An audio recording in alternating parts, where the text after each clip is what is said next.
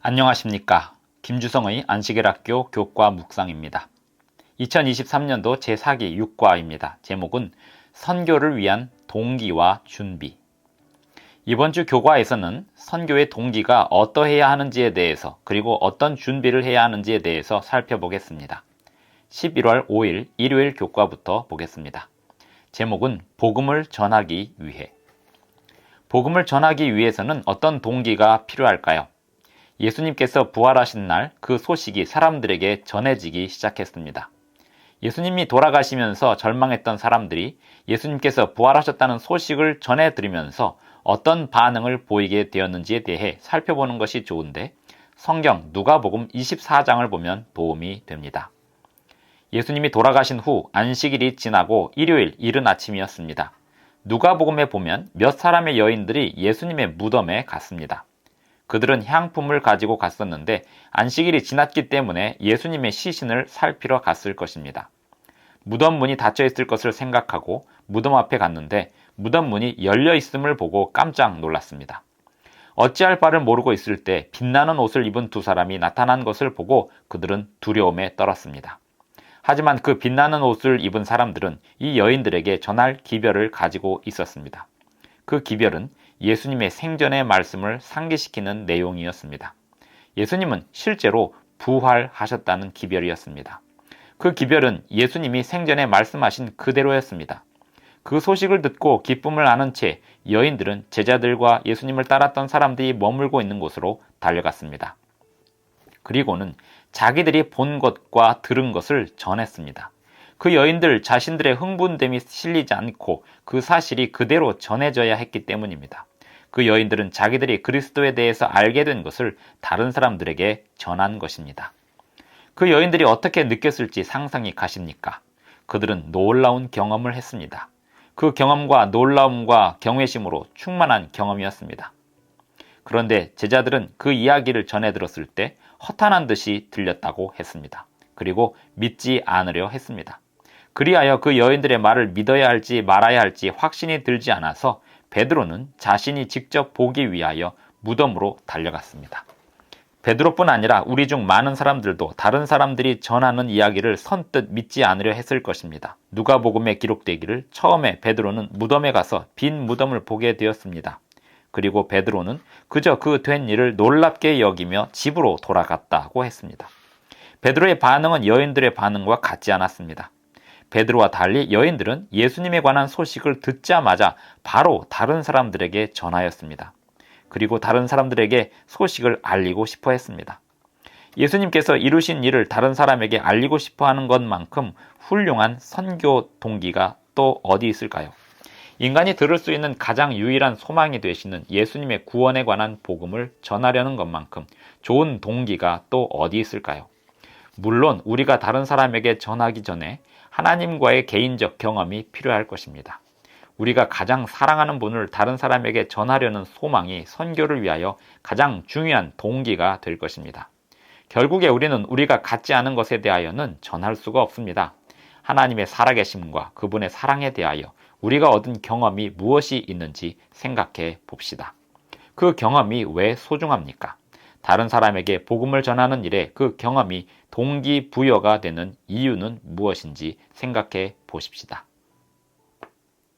11월 6일 월요일 교과입니다. 제목은 예언적 기초.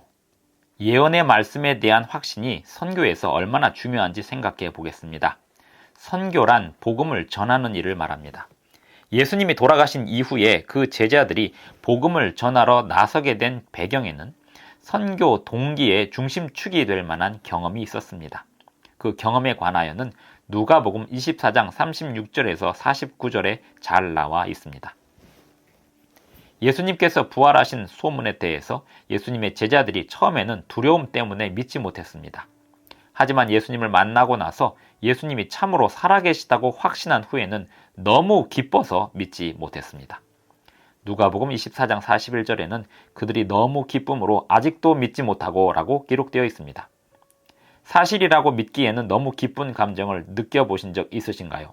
그것이 제자들의 경험이었고 다락방에 모여있던 사람들의 경험이었습니다. 그런데 만약에 제자들에게 이런 경험만 남기고 예수님이 떠나셨다면 예수님이 떠나신 이후에 제자들의 믿음은 오래 지속되지 못하였을지도 모릅니다. 시간이 지남에 따라 그 강력한 경험의 기억이 희미해질 수도 있었고 잊혀질 수도 있었습니다. 또는 아마도 의구심이 들지도 모를 일이었습니다. 그리하여 예수님은 제자들에게 자신의 상처를 보여주시고 그들이 보는 앞에서 생선을 드시는 것으로 그치지 않으셨습니다. 대신에 예수님은 제자들을 말씀으로 이끄셨고 예수님의 봉사와 선교 사역에 관한 예언적 기초를 깨닫게 하셨습니다. 예수님의 제자들이 예수님과 어떤 경험을 했든지 상관없이 예수님이 제자들에게 바라신 것은 그들의 믿음이 말씀 안에 깊이 뿌리내리는 것이었습니다. 누가복음 24장 44절을 보겠습니다. 내가 너희와 함께 있을 때에 너희에게 말한 바 곧 모세의 율법과 선지자의 글과 시편에 나를 가리켜 기록된 모든 것이 이루어져야 하리라 한 말이 이것이라.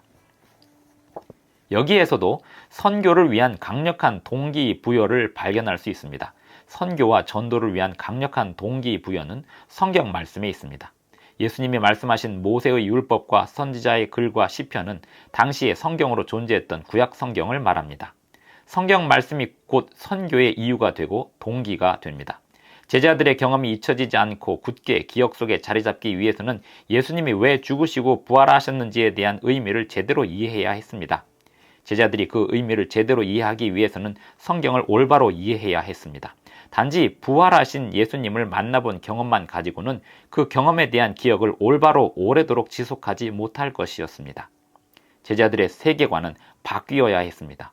이 땅의 왕국을 중심으로 하는 정치적 견해에서 벗어나서 죄에 대한 위대한 해결책과 죽음을 정복하시는 예수님의 승리를 향하는 세계관으로 바뀌어야 했습니다. 복음은 이스라엘이 정치적인 주권을 회복하는 것과는 비교할 수 없는 그 무엇을 의미했습니다. 그리스도께서 사탄을 이기심과 언젠가 세상의 모든 악이 소멸될 것에 대한 보증이 복음에 담겨 있습니다. 복음에는 이 땅이 새롭게 창조되고 하나님께서 그 백성들과 함께 거하실 것에 대한 약속이 함께 담겨 있습니다. 예수님은 제자들의 마음을 열어 성경을 깨닫게 하심으로 제자들이 세상에 증거할 진리들을 온전히 이해할 수 있게 하셨습니다. 예수님과의 개인적 경험이 말씀의 기초 없이는 선교를 위한 동기를 지속시키지는 못합니다. 그리고 말씀에는 예수님의 초림과 재림에 이르는 역사와 사건을 가리키는 예언들이 포함되어 있습니다. 말씀의 진리를 온전히 이해함으로 우리는 선교와 전도를 할 수 있는 준비를 갖추게 됩니다. 다음을 생각해 보시기 바랍니다. 예수 그리스도의 초림과 재림을 가리키는 예언들에 관하여 얼마나 확신하고 있습니까? 특별히 마지막 때 우리가 말씀에 확신을 두고 있어야 하는 이유가 무엇일까요? 1월 7일 화요일 교과입니다. 제목은 기다림과 선교. 누가복음 24장은 예수님께서 하늘로 승천하심으로 마칩니다. 하지만 이야기는 거기서 끝나지 않습니다. 누가복음을 기록한 누가는 사도행전에서 이야기를 계속하고 있습니다. 예수님께서 하늘로 승천하시기 직전에 제자들에게 사명과 약속을 주시고 하늘로부터 능력이 내릴 때까지 예루살렘에서 기다리라는 지시를 하셨습니다. 예수님께서 제자들에게 지시하시기를 예루살렘에서 기다리는데 예수님이 약속을 이루실 때까지 기다리라고 했습니다. 그 약속은 아버지로부터 보냄을 받으실 성령 하나님에 관한 약속입니다. 성령 하나님께서 오셔서 제자들에게 능력을 주시고 예루살렘과 유대와 사마리아와 땅끝까지 증인이 되게 하실 것이었습니다. 사도행전 1장 12절로 26절을 보면 약 120여 명의 사람들이 예수님의 약속을 기다리고 있었습니다. 예수님께서 제자들에게 분명한 사명을 주셨습니다. 그것은 온 세상을 향한 증인이 되라는 것이었습니다. 그리하여 예수님을 따르던 사람들은 예수님의 약속을 기다리는 동안 그들은 사명을 위하여 두 가지 방법으로 준비했습니다. 첫째는 누가가 기록한 대로 연합하여 기도하고 간구한 것입니다. 예수님이 그들에게 맡기신 사명에 관하여는 누구도 의심이 없었습니다. 그들 각자가 감당해야 할 사명이 있었습니다. 이 정신이 그들로 하여금 연합하여 기도할 수 있도록 동기부여하였습니다. 누가는 그들이 무엇을 위해 기도했는지는 기록에 남기지 않았습니다. 하지만 그들이 사명을 함께 성취할 지혜와 힘과 용기를 구했을 것이 분명합니다. 이것은 우리에게 교훈입니다. 두 번째로 그들이 기다리는 동안 한 일은 사명을 위한 조직적인 준비였습니다. 예수님의 제자 중에 하나였던 유다가 예수님을 배신하고 자결했기 때문에 12명의 제자들 중에 공석이 하나 생겼습니다. 그리하여 사람들은 예수님의 약속을 기다리는 동안 하나님의 지도를 구하면서 공석을 채울 만한 제자를 한 명 선출하였습니다. 사실상 제자들은 스스로를 정비하고 선교의 시작을 계획하고 있었던 것입니다. 이러한 결정을 하는 과정에서 베드로는 지도자 역할을 하였습니다. 그 누구도 베드로의 지도에 이의를 제기하지 않았고 그들 모두는 하나님의 지도를 함께 볼 수 있었습니다. 하나님께서 그들 가운데 역사하시고 움직이신다는 이해와 믿음이 그들 모두에게 있었습니다. 우리가 하나님의 위대한 사명을 성취할 수 있도록 성령님의 충만한 임재를 기다릴 때 해야 할 일은 서로 연합하여 성령을 구하는 기도를 하도록 독려하는 것입니다. 히브리서 10장 24절로 25절을 보겠습니다. 서로 돌아보아 사랑과 선행을 격려하며 모이기를 패하는 어떤 사람들의 습관과 같이 하지 말고 오직 권하여 그날이 가까움을 볼수록 더욱 그리하자. 그리고 우리는 우리 자신과 교회를 하나님의 우선순위에 맞추어 영혼을 구원하는 일에 한 마음이 되어야 하겠습니다. 예수님을 기다리던 사람들이 간절히 사모하며 기다리지만 그들이 아무 일도 안 하고 기다리기만 한다면 결국에 믿음을 잃어버리게 될 것입니다. 예수님이 다시 오실 것을 기다리는 사람들은 성경 말씀에서 배운 대로 예수님을 기다리는 사람들이 해야 할 일들을 온전히 이루면서 기다려야 합니다. 사명을 올바로 이해한다면 날마다 기도할 수밖에 없을 것이고 사명을 이해한 또 다른 성도들과 함께 기도하게 될 것입니다. 11월 8일 수요일 교과입니다. 제목은 너희가 십자가에 못 박은.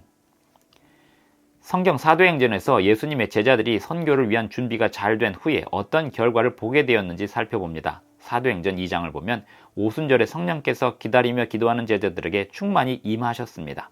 불의 혀 모양을 취하신 성령께서 모인 사람들 위에 임하셨습니다. 제자들은 약속하신 성령의 능력이 그들에게 임하였음을 깨달았습니다. 사도행전 2장 4절을 보면 제자들은 성령의 말하게 하심을 따라 다른 언어들로 말하기를 시작하였습니다. 이것은 오순절에 예루살렘에 모인 사람들이 각기 다른 언어들을 사용하였기에 각 언어 사용자들에게 복음을 전할 수 있게 되었음을 의미했습니다. 예수님을 알지 못하는 사람들에게 복음을 전할 수 있도록 하나님께서 각 사람에게 능력을 주셨다는 사실이 중요한 것입니다. 이 능력은 능력을 받은 이만을 위함이 아니었습니다. 이것은 이 능력을 받은 사람들이 하늘에 가기에 적합하게 되는 그런 능력이 아니고 외국어로 비즈니스 하기에 더 용이하게 하는 그런 목적의 능력도 아닙니다. 이 능력은 잃어버린 자들을 구원하기 위한 하나님의 사명 성취를 위한 능력입니다. 오늘날 하나님께서는 각 성도들을 부르셔서 개인적인 은사들을 사용하게 하십니다. 그 목적은 잃어버린 자들을 구원하기 위함입니다. 우리는 모두 은사를 받았습니다. 다른 사람을 구원하기 위하여 우리가 받은 은사를 사용하도록 하는 부르심보다 더 위대한 부르심이 없습니다. 성령께서 충만히 임하심으로 많은 사람들이 메시아를 거절했던 일들을 회개하게 되었습니다. 그 사람들은 예수님께서 돌아가실 때 예루살렘에 있던 사람들입니다. 성령의 능력을 생각해 보십시오. 베드로는 그들이 예수님을 십자가에 못 박았다고 책망하였습니다. 사도행전 2장 36절을 봅니다. 그런즉 이스라엘 온 집은 확실히 알지니 너희가 십자가에 못 박은 이 예수를 하나님이 주와 그리스도가 되게 하셨느니라 하니라. 이 말을 듣고 있던 사람들은 확실히 자기들의 한 일을 깨달았습니다. 죄책감을 느끼고 마음에 찔림을 받아 외쳤습니다. 형제들아, 우리가 어찌할꼬. 그런데 그들조차도 용서를 받을 수 있었습니다. 베드로가 그들에게 말합니다. 너희가 회개하여 각각 예수 그리스도의 이름으로 침례를 받고 죄의 사함을 받으라. 그리하면 성령의 선물을 받으리니. 함께 사역함으로 성령과 동행하고 서로 간에 협력함으로 예수님의 제자들은 회개와 죄 용서함을 전파할 수 있었습니다.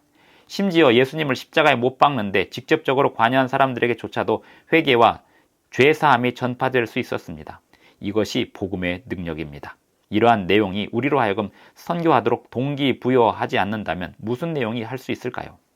우리는 복음을 온 세상에 증거하도록 부름을 받습니다. 죄 지은 사람들, 타락한 사람들, 죄로 오염된 세상을 향하여 복음을 전하라고 부름을 받습니다. 우리의 역할은 심판이 아닙니다. 우리의 역할은 예수님의 구원하시는 능력을 전하는 증인입니다. 시대의 소망 175쪽의 글을 읽습니다. 우리는 믿음으로 하나님의 은혜를 받는다. 그러나 믿음이 우리의 구주는 아니다. 그것은 아무런 공로도 주지 못한다. 믿음은 우리가 그리스도를 붙잡고 죄의 치료제인 그의 공로를 힘입는 손이다.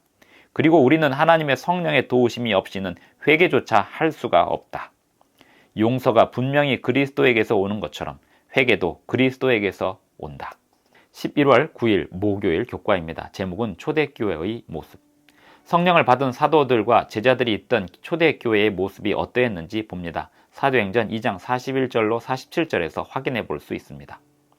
그 말을 받은 사람들은 침례를 받음에 이날에 신도의 수가 3천이나 더하더라.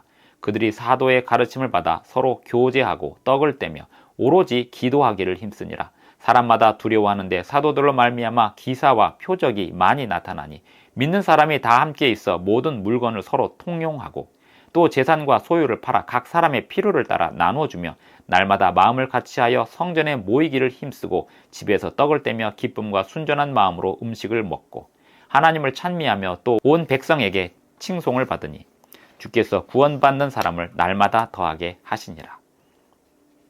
사도행전 2장은 초대교회의 아름다운 묘사로 마무리되고 있습니다. 사도행전 2장 41절을 보면 침례를 받아서 신도의 수가 더하여졌다고 합니다. 읽어보겠습니다. 그 말을 받은 사람들은 침례를 받음에 이날에 신도의 수가 3천이나 더하더라. 어떤 사람은 이 구절을 해석하기를 기존 성도의 수에 새 신자의 수가 합하여 신도의 수가 3천이 된 것이라고 하는 모양입니다. 그러나 그 해석은 단편적인 해석입니다. 이 말씀의 본래 뜻은 새로 침례를 받은 사람들이 3천이나 되고 그들이 신도들이 되었다고 하는 뜻입니다. 한편 초기 교회의 핵심 기능은 제자의 신분이었습니다. 새로운 신자가 들어와서 예수님의 제자가 되기로 하면 그들은 세 가지 분야에서 가르침을 받았습니다. 사도들의 가르침과 서로 교제함, 그리고 기도가 그 세 분야였습니다. 가르침은 교리를 말하고 교제는 함께 동역함입니다. 기도는 하나님과 소통하는 방법을 말합니다. 사도들의 가르침은 사람들이 배워왔던 잘못된 믿음을 교정해 주었고 사람들이 보고 경험하는 일들에 대한 새로운 해석을 제공하였습니다. 하지만 그렇다고 해서 새로운 진리를 삶에 적용하는 방법이 전달된 것은 아니었습니다. 오히려 사람들의 삶에 새로운 진리가 적용되는 일은 공동체 안에서 교제하는 가운데 일어날 수 있었습니다. 새 신자들은 직접적인 가르침을 받았고 다른 신자들의 삶에 함께 참여함으로 배웠습니다. 그 모든 가르침들은 영적으로 성숙한 지도력과 감독, 그리고 사도들의 지도하에 이루어졌습니다. 사람들에게 무엇을 하라고 가르치면서 어떻게 하라고 가르치지 않는다면 소용이 없습니다.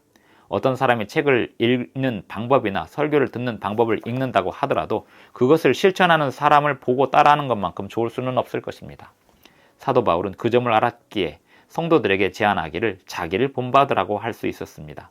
자기가 예수님을 본받은 것처럼 본받으라고 했던 것입니다. 다른 사람들이 우리를 볼 때, 그리고 우리가 예수님과의 경험을 하는 것을 볼 때 그것이야말로 다른 사람에게 영향이 제대로 미치게 될 것입니다. 이번 주에 함께해요 과제는 이것입니다. 우리의 삶에서 신자였으면 좋았을 것이라 바라는 누군가를 생각해 보십시오. 그 사람이 예수님을 개인적으로 만날 수 있기를 매일 기도하십시오. 이번 주에 시작해요 과제는 이것입니다. 당신은 어떤 사람을 예수님의 제자가 되도록 하고 싶으며 예수님과의 관계를 맺도록 인도하고 싶으신가요? 그 사람을 다른 신자들과의 교제로 초대할 방법을 찾아보십시오.